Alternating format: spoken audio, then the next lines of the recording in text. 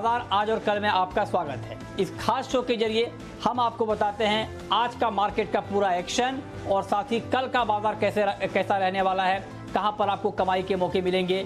इन तमाम मुद्दों पर हम बातचीत करते हैं। तो आज आपकी तैयारी कराने के लिए हमारे साथ हैं जी बिजनेस के मैनेजिंग एडिटर अनिल सिंघवी और साथ ही मेरी पूरी रिसर्च टीम तैयार है, जिनमें आशीष हमें बताएंगे कि आज के मार्केट का हाल क्या है और साथ ही बताएंगे कैसे यूनाइटेड स्पिरिट्स के नतीजे रह सकते हैं। मानसी हमें बताएंगी सीमेंट शेयरों में तेजी की वजह क्या है और देवांशी बताएंगी डाबर और सन फार्मा के कैसे नतीजे रहने का अनुमान है। कुशल बताएंगे मार्च महीने में म्यूचुअल फंड्स ने कहां पर बाइंग की है। और तो ये तमाम चीज़ें हम समझेंगे और साथ ही हमारे साथ बाजार और शेयरों पर अपनी एक्सपर्ट राय देने के लिए सेठी फिनमार्ट के एमडी विकास सेठी जी भी हैं, इनसे भी हम समझेंगे। लेकिन सबसे पहले आपको दिखाते हैं कि आज पूरे दिन शेयर मार्केट में किस तरह का कामकाज हुआ है, ये जरा हम जान लें। तो अगर बाजार की बात करें तो सुबह डाउ फ्यूचर्स की ट्रिपल सेंचुरी के दम पर घरेलू बाजार की शानदार शुरुआत हुई, लेकिन बाजार ऊपरी स्तरों पर टिक नहीं पाए और आखिरकार करीब 1% की शुरुआती बढ़त को गंवाकर सेंसेक्स निफ्टी दिन के निचले स्तरों के करीब बंद हुए। सेंसेक्स दिन की ऊंचाई से करीब 480 अंक फिसल गया। वहीं निफ्टी में दिन की ऊंचाई से करीब 125 अंकों की गिरावट दिखी। हालांकि आज बैंक निफ्टी ने 1% की मजबूती के साथ बाजार को संभालने का बड़ा काम किया।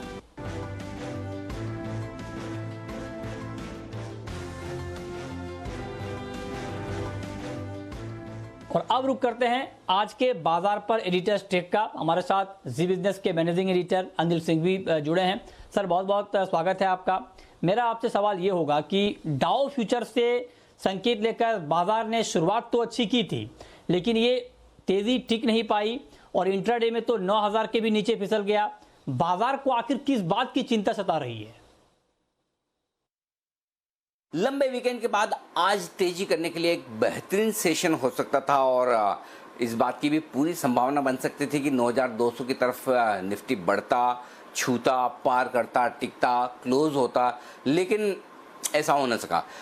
जिस तरह से मजबूती पहले घंटे में दिखी वो काफी हद तक फर्स्ट हाफ में रही। ऐसा नहीं कि हम खुलते ही कमजोर हो गए या प्रॉफिट बुकिंग बड़ी तेज आ गई।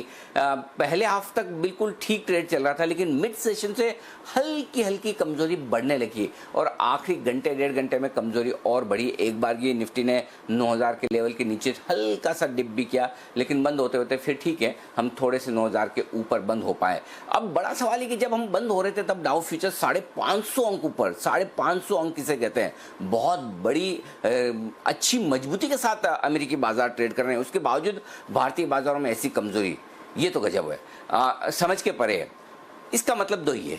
एक, लगातार 9 सेशन से एफआईज की कैश मार्केट में बिकवाली चल रही है और लगभग 13,500 करोड़ रुपए के शेयर उन्होंने कैश में बेचे। इसका मतलब क्लियर कट है कि एफआईज को हर उछाल में बेचना है, जिस दिन उछाल मिले उस दिन तो पक्का बेचना है। तो एक साफ साफ कारण तो वो दिखता है, लेकिन दूसरा साफ कारण शायद हो शायद ना हो कि अगर अमेरिका के बाजार मजबूत है तो जो बेचने वाला वो भी तो रुक के बेचेगा। भाई कौन सी जल्दी है, आराम से बेचते हैं। लेकिन कोई इस तरह से बिकवाली कर रहा है जैसे कि कोई खराब खबर आने का अंदेशा हो, और वो खराब खबर शायद भारतीय बाजारों से रिलेटेड ही हो। कम से कम स्क्रीन इस तरह से बता रही थी कि डिलीवरी बेस्ड सेलिंग जो होती दिख रही थी। तो अब वो खराब खबर क्या है या नहीं है, आएगी तो कब आएगी और क्या होगी, इसका तो अंदाजा है नहीं। लेकिन स्क्रीन साफ तौर पर आपको कमजोरी के संकेत दे रही थी और इतने मजबूत डाउ फ्यूचर्स होने के बावजूद दिन के निचले स्तरों पर जाकर बाजार बंद होते हैं, तो इसका मतलब साफ है कि कुछ तो समस्या है। ओवरऑल बस यही राहत की बात है कि हमने क्लोजिंग बेसिस पर 9000 के लेवल को नहीं तोड़ा, ये अच्छी बात है।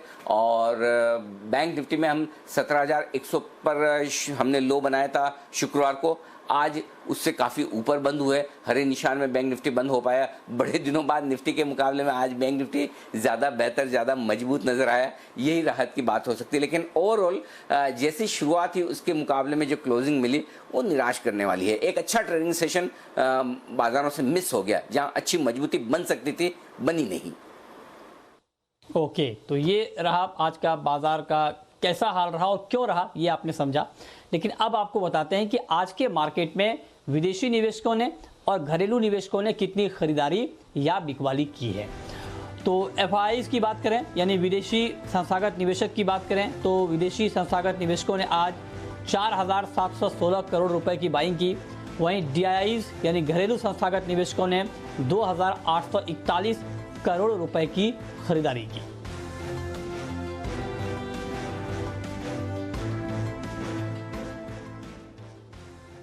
और अब आपको बताते हैं कि आज के बाजार में जिस तरह का हमने ट्रेड देखा, शुरुआत अच्छी हुई, उसके बाद बाजार ऊपरी स्तर पर टिक नहीं पाए, तो आज के ऐसे माहौल में कौन कौन सी ऐसी खबरें रही और उन खबरों के दम पर कहां कहां पर एक्शन दिखा, ये बताने के लिए हमारे साथ आशीष, हमारे सहयोगी, जुड़े हैं। आशीष, बताइए। देखिए, मजबूत अंतर्राष्ट्रीय संकेतों के चलते आज बाजार में तेजी के साथ शुरुआत हुई।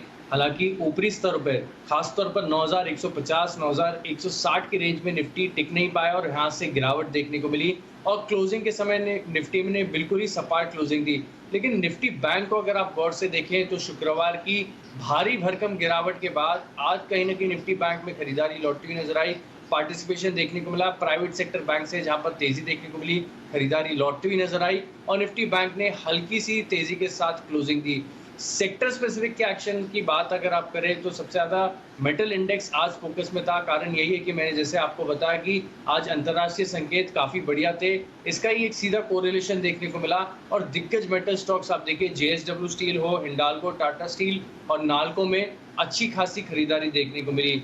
ऑटो स्टॉक्स ने भी आज काफी सरप्राइजिंग मूव दिया। Eicher Motors, Atul auto, Maruti Suzuki और TVS मोटर्स बढ़त के साथ बंद हुए। खास बात यह भी कि आज एनालिस्ट की तरफ से ऑटो स्टॉक्स पर काफी ज्यादा बाय कॉल्स भी आते हुए नजर आए।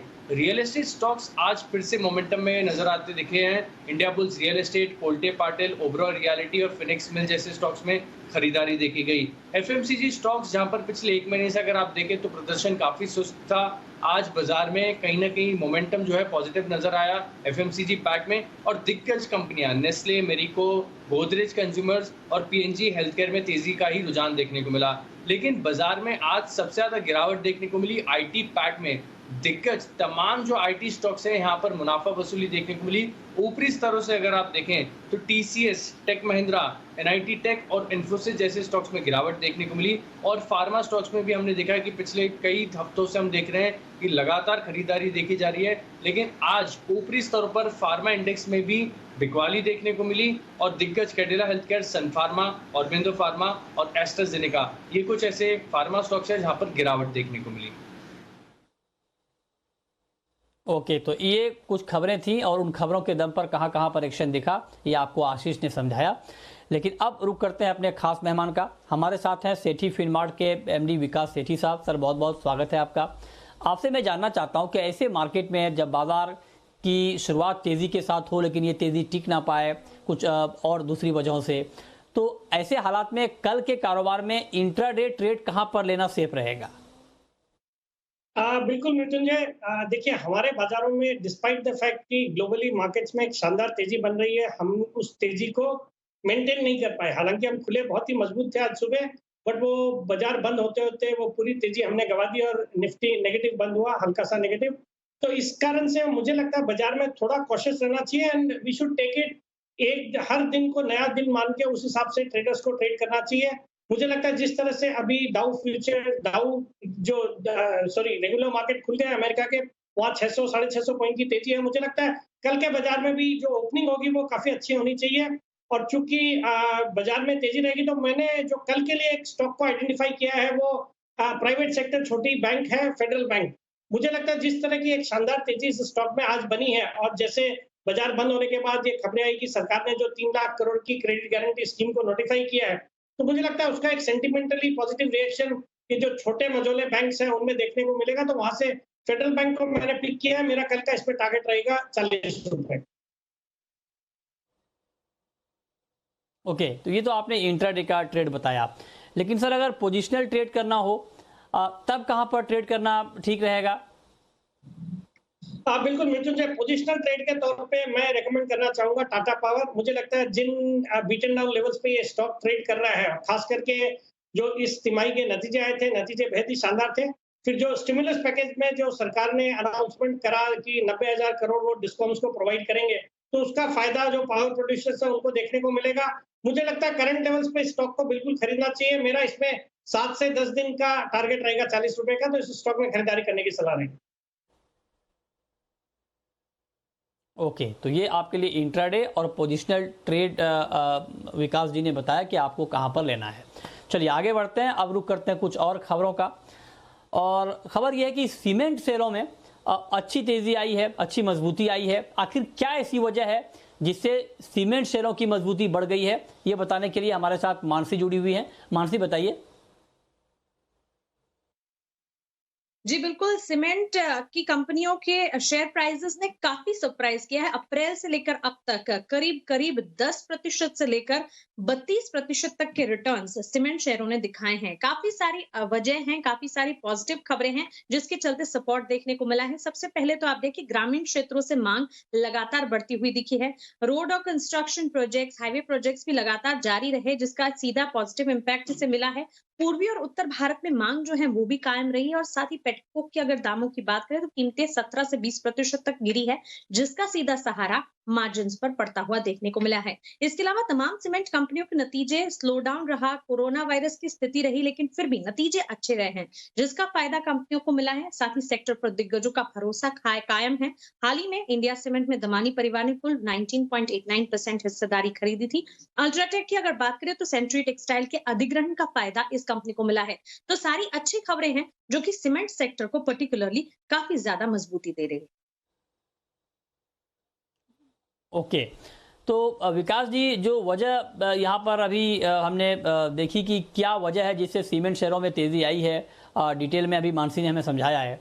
तो ऐसे में आपको क्या लगता है, क्या इन वजहों के दम पर सीमेंट शेयरों की तेज़ी अभी टिकी रहेगी? एक स्थायी मजबूती आप इसमें देख रहे हैं आगे? नहीं, बिल्कुल मृत्युंजय, ये एक प्रेफर्ड सेक्टर है, मुझे बहुत ही पसंद है। और मुझे लगता है कोई भी गिरावट आती है तो सीमेंट सेक्टर में बिल्कुल खरीदारी करनी चाहिए। मेरा ये मानना है कि जिस तरह से ये लॉकडाउन के कारण सभी बिजनेसेस हैम्पर हुए हैं, मुझे लगता है जब नॉर्मलसी लौटेगी तो सरकार का बिल्कुल एक फोकस रहेगा इंफ्रास्ट्रक्चर पे। और अभी भी जो माइग्रेंट लेबर वगैरह जो रूरल इंडिया जो अपने गाँव में चले गए हैं, तो वहां पे भी इंफ्रास्ट्रक्चर का बड़े जोर शोर से काम शुरू किया है सरकार ने, तो उसका भी फायदा सीमेंट क्षेत्र को मिलेगा। बाकी एग्रीकल्चर मानसून अच्छा होने वाला है, उसके कारण से रूरल इकोनॉमी भी अच्छी रहेगी। तो मुझे लगता है सीमेंट एज ए सेक्टर बिल्कुल खरीदारी करना चाहिए, कोई भी गिरावट पे खरीदारी करने के मौके ढूंढे।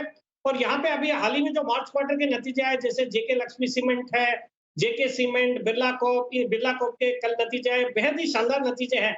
और even frontline companies like UltraTech, ACC, इन सब के भी नतीजे काफी शानदार थे। तो इस सेक्टर पे मैं बुलिश हूँ और मुझे लगता है कोई भी गिरावट में इस सेक्टर में मीडियम से लंबे अवधि के लिए खरीदारी करनी चाहिए। ओके, तो आप इस सेक्टर में बुलिश हैं और आपको लगता है कि मीडियम टू लॉन्ग टर्म के लिए यहाँ पर बाइंग करके चलना बेहतर रहेगा। चलिए अब लेकिन हम बात करेंगे कल आने वाले कुछ महत्वपूर्ण नतीजों की, और वो नतीजे कैसे रह सकते हैं, इस पर हमारी पूरी टीम जुड़ी हुई है। और तो सबसे पहले बात करते हैं सन फार्मा की। सन फार्मा के नतीजे आएंगे, क्या उम्मीदें हैं, मैनेजमेंट की कमेंट्री पर किस बात पर नज़र रहेगी, ये समझाने के लिए हमारे साथ देवांशी हैं। देवांशी बताइए।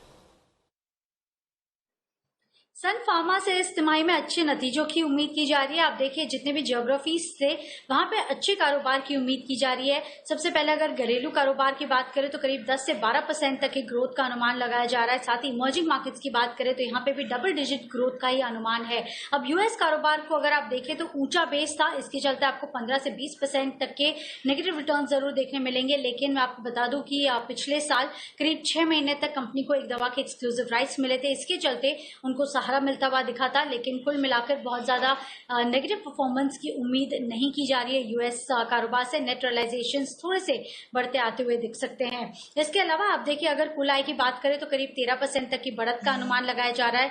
इस तिमाही में हम देखेंगे कि इनके जो खर्च है थोड़े से कम होते हुए दिखे थे स्पेशलिटी कारोबार के, और इसके चलते जो कामकाजी मुनाफा है करीब 60% तक बढ़ सकता है। मार्जिन में इस बार करीब 5 से 6% तक की बढ़त आती हुई दिख सकती है। और साथ ही अगर मुनाफे की बात करें तो टैक्स में कमी के चलते करीब 40% तक के गेन्स आते हुए दिख सकते हैं। इसके अलावा अब इस बार ये देखना होगा मैनेजमेंट कमेंट्री में कि कोरोना वायरस के चलते क्या प्रोडक्ट पाइपलाइन है कंपनी के कितने नए ट्रायल्स फिलहाल आते हुए दिख रहे हैं। स्पेशलिटी कारोबार से हमें काफी ज्यादा उम्मीद है और यहाँ पे किस तरह से अपडेट्स है इस पर नजर रहेगी। और सबसे इंपॉर्टेंट होगा कि FY21 में क्या जो गाइडेंस है वो किस तरह से बनती हुई दिख रही है और इसके अलावा हलूल प्लांट के क्या अपडेट्स हैं, कब तक यहाँ पे रेजोल्यूशन आता हुआ दिखेगा, इस पर भी कड़ी नजर रहेगी। लेकिन कुल मिला के सन फार्मा के नतीजों से अच्छी उम्मीद की जा रही है, पॉजिटिव नंबर्स आ सकते हैं। ठीक है, और कल यूनाइटेड स्पिरिट्स के भी नतीजे आने वाले हैं। कैसे नतीजे रह सकते हैं, क्या उम्मीदें हैं, ये बताने के लिए हमारे साथ आशीष चतुर्वेदी जुड़े हुए हैं। आशीष, बताइए क्या संभावना है नतीजों को लेकर? देखिए, नतीजे मिले जुले रहेंगे। बिक्री के हिसाब से अगर आप देखें तो पिछले साल पॉजिटिव 1% वॉल्यूम ग्रोथ के मुकाबले इस बार 10% की डी ग्रोथ का अनुमान लगाया जा रहा है। हालांकि तिमाही के दौरान मैनेजमेंट ने खर्चों पर थोड़ी सी कटौती की है, साथ ही ऑपरेशनल एफिशिएंसी सुधरती नजर आई, क्योंकि रॉ मटेरियल यानी जो ग्लास और एक्स्ट्रा न्यूट्रल अल्कोहल की जो कीमतें हैं वो इस तिमाही के दौरान स्थिर देखने को मिली थी, जिसके चलते एबिटा मार्जिन्स पर हमारा अनुमान है कि यहाँ पर बढ़त देखने को मिलेगी। 12.6% से बढ़कर 13.8% रहेंगे इनके एबिटा मार्जिन्स, और इनका कामकाजी आय जो है यानी एबिटा, इसमें लगभग 6% की ग्रोथ आपको देखने को मिलेगी। मुनाफे में जो टैक्स दर में कटौती हुई है इसका सहारा देखने को मिलेगा। मुनाफे पर हमारा अनुमान है कि 28% की बढ़त देखने को मिलेगी, करीब 168 करोड़ रहने का अनुमान है, और जो आय है इसमें मामूली 4% की गिरावट देखने को मिलेगी। यानी कुल मिलाकर देखा जाएगा तो नतीजे काफी मिले जुले रहेंगे, क्योंकि ऑपरेशनल एफिशिएंसी का फायदा देखने को मिलेगा। लेकिन जो बिक्री है, बिक्री काफी ज्यादा घटी है, और मैनेजमेंट की तरफ से जो कमेंट्री आती है आगे के आउटलुक को लेकर, डिमांड रिवाइवल को लेकर, इस पर फोकस करना होगा। नतीजे मिले जुले हैं। ओके, विकास जी, अब ये जो दो नतीजों के अनुमान हमने बताए हैं, ये अनुमान देखने के बाद आपका नजरिया सन फार्मा के ऊपर और यूनाइटेड स्पिरिट्स के ऊपर क्या बन रहा है? देखिए, दोनों एक अच्छी क्वालिटी की कंपनी है, और जहां तक सन फार्मा का सवाल है, नतीजे अच्छे आने चाहिए। और जिस तरह से फार्मा सेक्टर में एक तेजी का रुझान है, हालांकि इस स्टॉक में भी नीचे से एक अच्छी तेजी हुई है, बट बाकी जो फार्मा स्टॉक्स है उसको अंडर परफॉर्म किया है इस स्टॉक ने। बट मैं इन लेवल से स्टॉक में बुलिश हूँ। मेरा इसमें लॉन्ग टर्म का लक्ष्य रहेगा 600 रुपए का। तो मुझे लगता है इस स्टॉक को इन लेवल्स पे भी या कोई भी गिरावट आती है तो उसको मीडियम से लंबी अवधि के लिए बिल्कुल खरीदारी करनी चाहिए। और जहां तक यूनाइटेड स्पिरिट्स का सवाल है, स्टॉक अच्छा है, बट मैं पर्सनल कारणों की वजह से लिकर स्टॉक्स में निवेश करने की सलाह नहीं देता, तो इस लिहाज से मैं इस क्वेश्चन को अवॉइड करना चाहूंगा। ओके, तो ये आपने समझाया, लेकिन आगे बढ़ते हैं। अब आपको बताते हैं एक और महत्वपूर्ण खबर ये है कि ग्लेनमार्क के निवेशकों के लिए अच्छी खबर आई है। कोरोना से निजात दिलाने के लिए दुनिया भर में इसका वैक्सीन बनाने का काम चल रहा है। इसके अलावा इसके बुरे प्रभाव को कम करने के लिए भी दवाइयों पर रिसर्च जारी है। घरेलू दवा कंपनी ग्लेनमार्क ऐसी ही दवाइयों पर काम कर रही है। ग्लेनमार्क पहले से ही फाविपिरावीर नाम की दवा का फेज 3 क्लिनिकल ट्रायल कर रही है। कंपनी ने आज ऐलान किया है कि एक और दवा के कॉम्बिनेशन के साथ नया ट्रायल भी शुरू किया जाएगा। इसके लिए सरकार से मंजूरी भी मिल चुकी है। ग्लेनमार्क के क्लिनिकल डेवलपमेंट डिवीजन की vice president doctor Monika Tandon ने बताया कि देश भर में 158 कोरोना संक्रमित मरीजों पर इस दवा का ट्रायल होगा।